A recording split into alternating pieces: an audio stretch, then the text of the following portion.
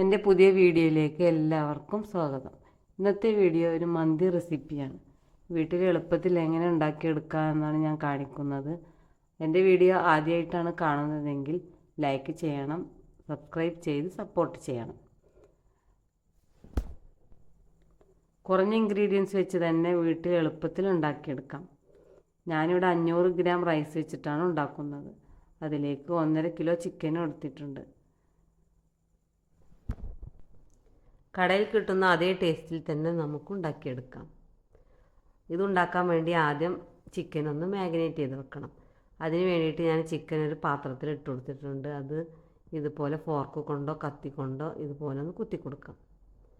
മസാലയൊക്കെ പിടിക്കാൻ വേണ്ടിയിട്ടാണ് ഇതുപോലെ ചെയ്തെടുക്കുന്നത്. ഇങ്ങനെ ചെയ്ത് കൊടുത്തതിന് ശേഷം ഇതിലേക്കുള്ള ഇൻഗ്രീഡിയൻസ് ചേർത്ത് കൊടുക്കാം.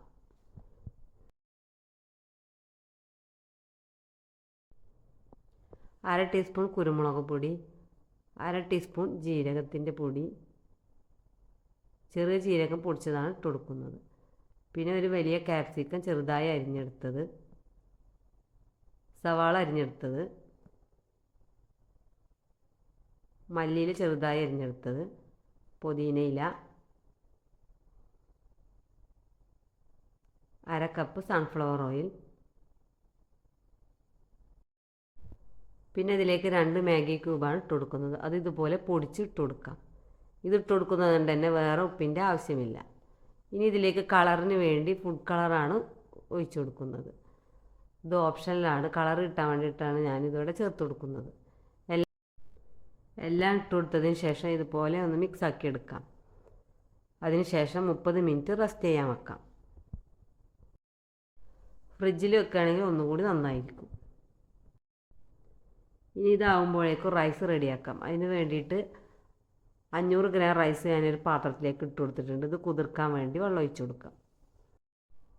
അരി കുതിർന്നാവുമ്പോഴേക്കും ചിക്കൻ കുക്ക് ചെയ്തെടുക്കാം. അതിന് വേണ്ടിയിട്ട് ഞാൻ ചിക്കൻ ഇവിടെ ഗ്യാസിൽ വെച്ച് കൊടുത്തിട്ടുണ്ട്. ഇത് ആദ്യം ഹൈ ഫ്ലെയിമിലിട്ട് കുക്ക് ചെയ്തെടുക്കാം. ചിക്കൻ റെഡി ആകുമ്പോഴേക്കും റൈസ് റെഡിയാക്കി എടുക്കാം. അതിന് വേണ്ടിയിട്ട് ഞാനിവിടെ റൈസ് ഒരു പാത്രത്തിലേക്ക് ഊറ്റി വെച്ചിട്ടുണ്ട്. റൈസ് വേവിച്ചെടുക്കാൻ വേണ്ടിയിട്ട് വെള്ളം വെച്ച് കൊടുത്തിട്ടുണ്ട്. ഇതിലേക്ക് ഗ്രാമ്പൂ, പട്ട, ഏലക്ക, ബേ ലീഫ്, ആവശ്യത്തിന് ഉപ്പ് എന്നിവ ഇട്ട് കൊടുക്കാം. റൈസ് വറ്റിച്ചെടുക്കുകയല്ല ചെയ്യുന്നത്. വേവിച്ചതിന് ശേഷം ഒരു അരിപ്പയിലേക്ക് മാറ്റി കൊടുക്കാം. ഞാനിവിടെ കല്ലുപ്പാണ് ഇട്ട് കൊടുക്കുന്നത്. ഏത് ഉപ്പ് വേണമെങ്കിലും ഇട്ട് കൊടുക്കാം.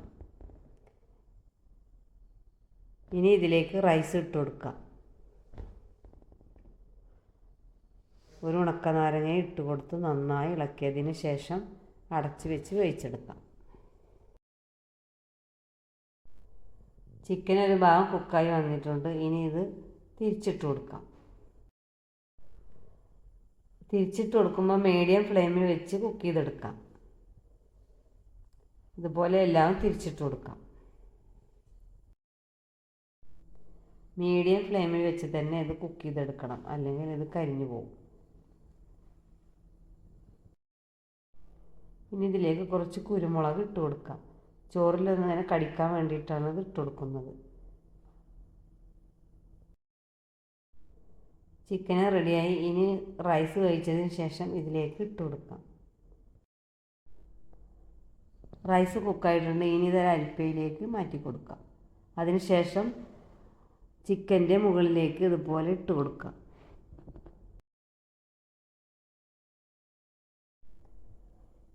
റൈസ് മുഴുവനും ഇതിൻ്റെ മുകളിലേക്ക് നിരത്തി കൊടുക്കാം.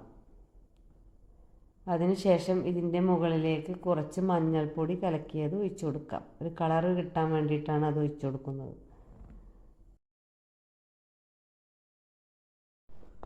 ഇനി ഇതിൻ്റെ മുകളിലേക്ക് ഒരു 3-4 പച്ചമുളക് കുത്തി കൊടുക്കാം.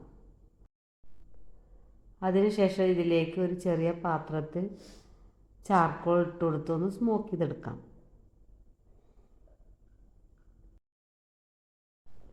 ചാർക്കോൾ വെച്ച് കൊടുത്തതിന് ശേഷം ഓയിൽ ഒഴിച്ചൊന്ന് സ്മോക്ക് ചെയ്തെടുക്കാം. അതിന് ശേഷം ഇത് നന്നായി അടച്ച് വെച്ച് 1/2 മണിക്കൂറൊന്ന് ദമ്മാക്കിയെടുക്കാം. ലോ ഫ്ലെയിമിൽ 1/2 മണിക്കൂർ വെച്ച് കൊടുത്ത് വേണം ദമ്മാക്കിയെടുക്കാം. 1/2 മണിക്കൂർ കഴിഞ്ഞതിന് ശേഷം ഇതൊന്ന് തുറന്ന് നോക്കാം. ഇനി ഇതെല്ലാം ഇതിൽ നിന്ന് മാറ്റിയതിന് ശേഷം റൈസ് വേറൊരു പാത്രത്തിലേക്ക് മാറ്റി കൊടുക്കാം. ഇതുപോലെ റൈസ് എല്ലാം വേറൊരു പാത്രത്തിലേക്ക് ഇട്ട് കൊടുക്കാം. അതിനുശേഷം ചിക്കൻ വേറൊരു പാത്രത്തിലേക്ക് മാറ്റി കൊടുക്കാം. അല്ലെങ്കിൽ മിക്സാക്കി എടുക്കുമ്പോൾ ചിക്കൻ എല്ലാം ഉടഞ്ഞു പോകും. അതിനു വേണ്ടിയിട്ടാണ് ചിക്കൻ വേറൊരു പാത്രത്തിലേക്ക് മാറ്റി കൊടുക്കുന്നത്. ചിക്കൻ എല്ലാം ഇതുപോലെ ഇതൊന്ന് മാറ്റിയെടുത്തതിന് ശേഷം റൈസ് എല്ലാം മിക്സാക്കി എടുക്കാം. ചിക്കൻ എല്ലാം നന്നായി കുക്കായിട്ടുണ്ട്. ഇനി റൈസ് എല്ലാം ഇതിലേക്ക് ഇട്ട് കൊടുത്ത് നന്നായിട്ടൊന്ന് മിക്സാക്കി എടുക്കാം. അതിനുശേഷം ഇതൊരു സർവിങ് ബൗളിലേക്ക് മാറ്റി കൊടുക്കാം.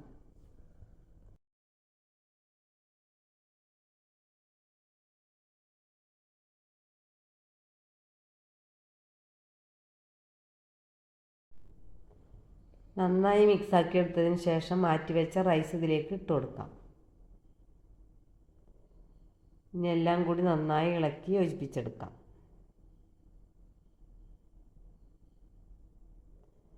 ഇനി ഇതൊരു പാത്രത്തിലേക്ക് സെർവ് ചെയ്യാം.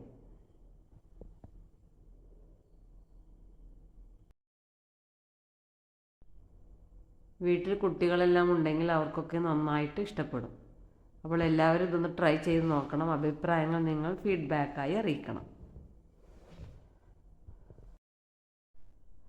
കടയിൽ നിന്നും വാങ്ങിക്കുന്ന അതേ ടേസ്റ്റ് തന്നെയാണ് ഇതിനുണ്ടായിരുന്നത്. അപ്പോൾ കുട്ടികൾക്ക് എന്തായാലും ഇഷ്ടപ്പെടും. അപ്പോൾ എല്ലാവരും ഇതൊന്ന് ട്രൈ ചെയ്ത് നോക്കണം. അഭിപ്രായങ്ങൾ നിങ്ങൾ കമൻറ്റായി അറിയിക്കണം.